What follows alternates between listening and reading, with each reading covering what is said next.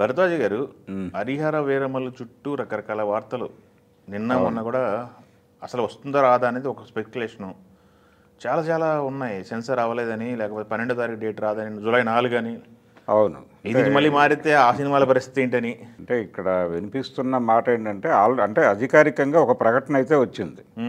Pre release event తిరుపతిలో జరపాలనుకున్నారు SV యూనివర్సిటీలో. అవును, అది పోస్ట్పోన్ అయింది అనేది ఒక అధికారిక సమాచారం అయితే బయటకు వచ్చింది. ఓకే, కొత్త డేట్ చెప్తాము అన్నారు. ఇంకా రిలీజ్ డేట్ ఏమో వారమే ఉంది. జూన్ 12వ తారీఖు రిలీజ్ అవ్వాలి సినిమా. వాళ్ళు పోస్టర్లు వేశారు, డేట్ అనౌన్స్మెంట్ అయిపోయింది. ఆ డేట్ ప్రకారం మిగిలిన ఏర్పాట్లన్నీ కూడా, మిగిలిన సన్నాహాలన్నీ కూడా చూసుకున్నారు. ఆ టైంలో ఈ ప్రీ రిలీజ్ ఈవెంట్ పోస్ట్పోన్ అవడంతో సినిమా డేట్ పరిస్థితి ఏంటి అనేది ఒక స్పెక్యులేషన్ మొదలైంది. డెఫినెట్గా 12వ తారీఖు సినిమా రిలీజ్ కాబోవడం లేదు అనేది అయితే అర్థమైపోయింది అందరికీ. అందరు రాసేస్తున్నారు, ఎవరికాళ్ళు రాసేస్తున్నారు. అధికారిక ప్రకటన అయితే లేదు. అయితే దీనికి ప్రధానంగా వినిపిస్తోంది ఏంటంటే అక్కడ విఎఫ్ఎక్స్ నుంచి కంటెంట్ వెనక్కి రాలేదు, అది వచ్చాక ఎడిటింగ్ కంప్లీట్ అవ్వాలి. కంప్లీట్ అయిన తర్వాత ఒకసారి వీళ్ళు వెరిఫై చేసుకుని అప్పుడు సెన్సార్కి పంపాలి. సెన్సార్ సర్టిఫికేట్ వచ్చిన తర్వాత మిగిలిన రిలీజ్కి సంబంధించిన ఏర్పాట్లు చేసుకోవాలి. ఇన్ని స్టెప్పులు ఇంకా ఉన్నాయి, దానిలో పెండింగ్ ఉంది. అంటే అక్కడి నుంచి ఇంకా వర్క్ కంప్లీట్ అవ్వలేదు అనేది ఒక సీరియస్గా వినిపిస్తున్న మాట. అయితే దీనికి సంబంధించి దీని చుట్టూ ఇంకా రకరకాల వార్తలు సర్క్యులేట్ అవుతున్నాయి. అవును, పవన్ కళ్యాణ్ గారు ఏదో అడ్వాన్స్ వెనక్కి ఇచ్చారు 11 కోట్లు. ఆయన అడ్వాన్స్ వెనక్కి ఇవ్వటం అనేది వేరే విషయం. అంటే ఆయన నిర్మాణం ఆదుకోవాలని చెప్పేసి 11 కోట్లు ఇచ్చారని ఏదో అంతే. అంటే ఇది 5 ఏళ్ల నుంచి నడుస్తున్న ప్రాజెక్టు. దీనికి సంబంధించినటువంటి ఆర్థికపరమైన కష్టాల్లో ఉన్నాడు ఆయన ప్రొడ్యూసర్. ఉండటం అంటే దీనికి ఫైనాన్స్ తీసుకొచ్చారు, వడ్డీలు కట్టుకోవాలి, ఆ కష్టాలు ఏవో ఆయనకు ఉన్నాయి. ఆల్రెడీ ఆయన ఓపెన్గా చెప్పాడు ఆ విషయం రకరకాల ఇంటర్వ్యూల్లో. అక్కడ కొంత కాంపన్సేట్ చేయటం కోసం ఆయన తన రెమ్యూనరేషన్ వెనక్కి ఇచ్చాడని ప్రచారం జరుగుతోంది. కానీ అది కూడా అధికారిక సమాచారం కాదు. పవన్ కళ్యాణ్ వైపు నుంచి ఒక పేపర్ ప్రకటన రావటమో లేకపోతే ఏం రత్నం గారు అక్నాలెడ్జ్ చేయటమో జరగలేదు. కానీ వార్త అయితే సర్క్యులేషన్లో ఉంది. 11 కోట్లు వెనక్కి ఇచ్చాడు, ఆయన రెమ్యూనరేషన్ వెనక్కి ఇచ్చాడని. రెమ్యూనరేషన్ వెనక్కి ఇచ్చాడు అనేది మొదటి వార్త, 11 కోట్లు అనేది రెండో వార్త. అంటే ఆయన రెమ్యూనరేషన్ 11 కోట్లేనా ఈ సినిమాకి అనేది ఒక చర్చ. ఇలా అది ఆ రెమ్యూనరేషన్ వెనక్కి ఇవ్వటం దానికి సంబంధించి ఒక చర్చ జరుగుతోంది.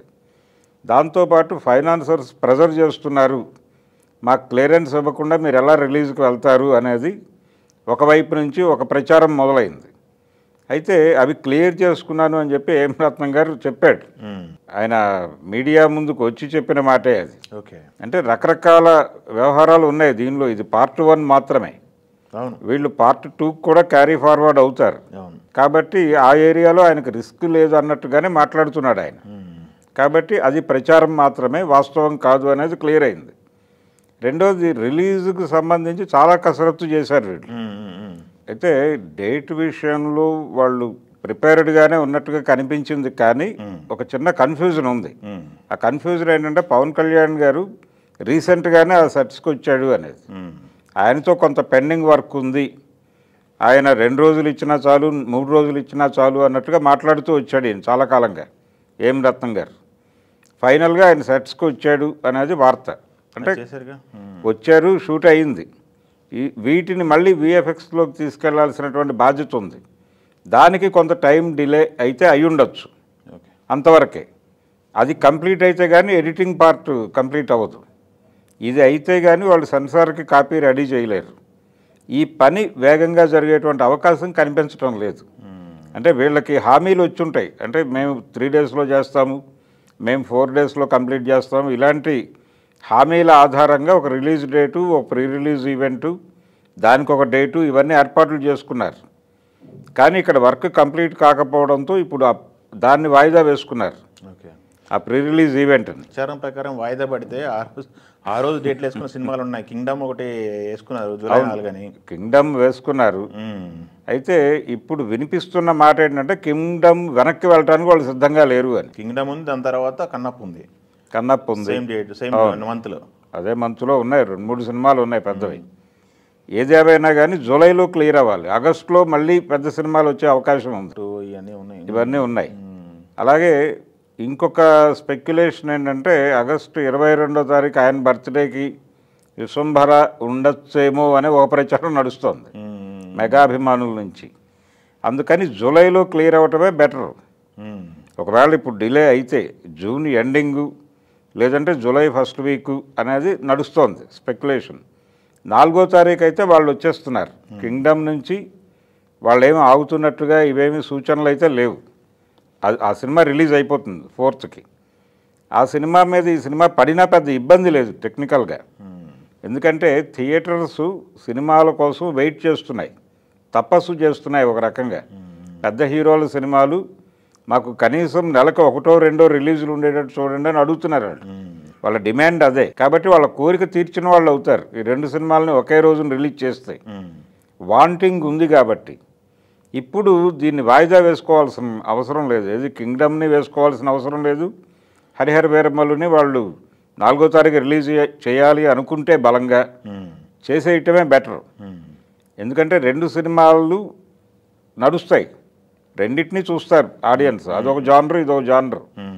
కాబట్టి ఇబ్బందికరమైనటువంటి పరిస్థితి అయితే లేదు. పోటీగా తీసుకోవాల్సిన అవసరం అంతకంటే లేదు.